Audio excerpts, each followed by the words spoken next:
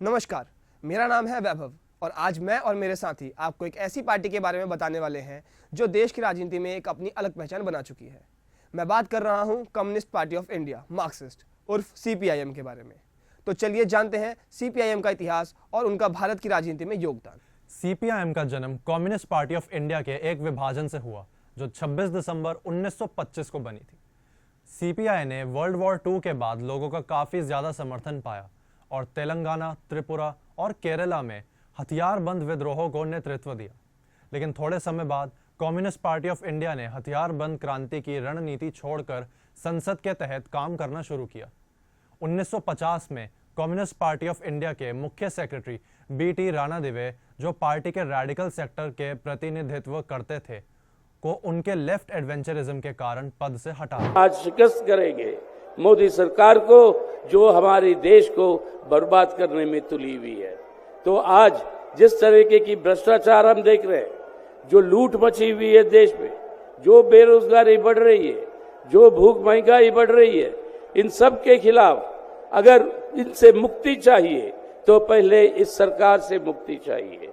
इस सरकार से अगर मुक्ति चाहिए तो आज आने वाले चुनावों में इनको हराना ही जरूरी नहीं है, लेकिन उसी के साथ साथ इस सब ताकतें धर्मनिरपेक्ष जनतांत्रिक पार्टियां जो इकट्ठा हुई है उनको जिताकर एक वैकल्पिक सरकार का गठन करे। जवाहरलाल नेहरू के नेतृत्व में भारत ने सोवियत यूनियन के साथ घनिष्ठ संबंध बनाए।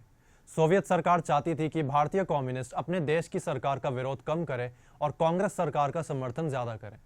लेकिन सीपीआई का एक बड़ा हिस्सा अब भी ये मानता था कि भारत आज भी एक सेमी फ्यूडल देश है और क्लास संघर्ष को पीछे नहीं डाला जा सकता सिर्फ सोवियत व्यापार और विदेश की नीति के हितों को सुरक्षित करने के लिए। इस बीच कांग्रेस पार्टी ने अपने राजनीतिक प्रतिद्वंदी के प्रति भी विरोध रही। कम्युनिस्ट पार्टी ऑफ इंडिया में जो दो विभाजन हुए, उसका मूल कारण विचारधारा थी, भारत की स्थिति का आकलन और पार्टी के कार्यक्रम का विकास। एक पक्ष जो बाद में सीपीआईएम बना, अपने विचार से कम्युनिस्ट पार्टी ऑफ इंडिया के राइट विंग को सोवियत पथ का अनुयायी मानते थे, जबकि लेफ्ट विंग का मानना था कि भारत की स्थिति को ध्यान में रखकर एक इंडिपेंडेंट राह अपनाई जाए। Communist party of India Marxist का लेफ्ट विंग इस रणनीति को national approach of class collaboration कहकर खर्ची करता था, जिसमें वर्किंग क्लास के हित पैरामाउंट माने जाते हैं। इस विचारधारा का विकास इस बात पर भी था कि भारतीय उद्योगपति का चरित्र है। राइट विंग को लगता था कि भारतीय उद्योगपति प्रगतिशील है, जबकि लेफ्ट विंग को लगता था कि वो रिएक्शनरी है। इस अंतर ने कम्युनिस्ट पार्टी ऑफ इंडिया के विभाजन को और तेज कर दिया और आखिर में communist party of India Marxist का गठन हुआ।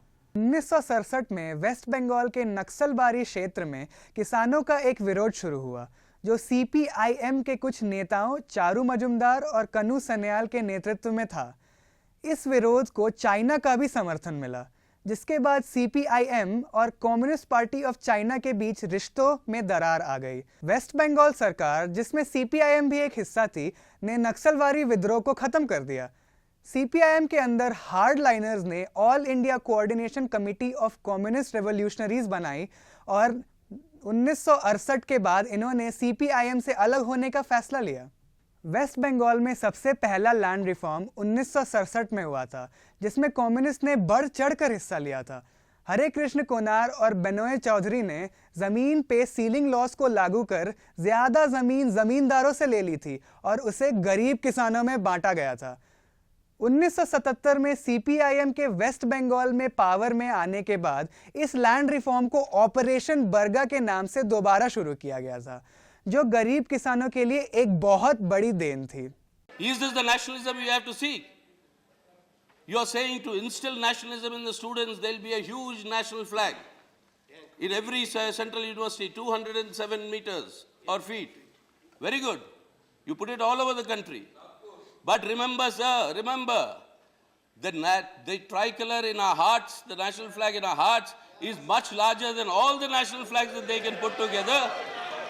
And you don't have to teach us Desh Bhakti. We don't want certificates of patriotism by these sort of double standards that they practice. Nripen चक्रवर्ती के नेतृत्व में सीपीआईएम ने 1977 के त्रिपुरा विधानसभा चुनाव में भी जीत हासिल की थी। इसके बाद 1983 के विधानसभा चुनाव में भी लेफ्ट फ्रंट ने जीत हासिल की थी। 1998 से लेकर 2013 तक मानिक सरकार त्रिपुरा के चीफ मिनिस्टर बने रहे और लेफ्ट फ्रंट ने लगातार 5 बार जीत हासिल की। Politics and youth have a very problematic and very difficult relationship. That is, in some point of view, we can say that young people, they are disengagers in politics. But at some point of view, they are the leaders of some significant mass movements and political movements. Actually, it's very difficult, it's a very complex term. Youth, the word youth itself is a complex term. आज के समय में CPIM Tripura की विधानसभा में प्रमुख opposition party है। तो ये था communist party of India Marxist का भारत की राजनीति में आज तक का सफर। एक पार्टी जो एक तरफ किसान और आम आदमी के हक के लिए खड़ी हुई थी, आज वही पार्टी नई पीढ़ी के सपनों और वक्त के साथ बदलने की कोशिश कर रही है। DIHE न्यूज़ के साथ अंत तक बने रहने के लिए आपका शुक्रिया। धन्यवाद।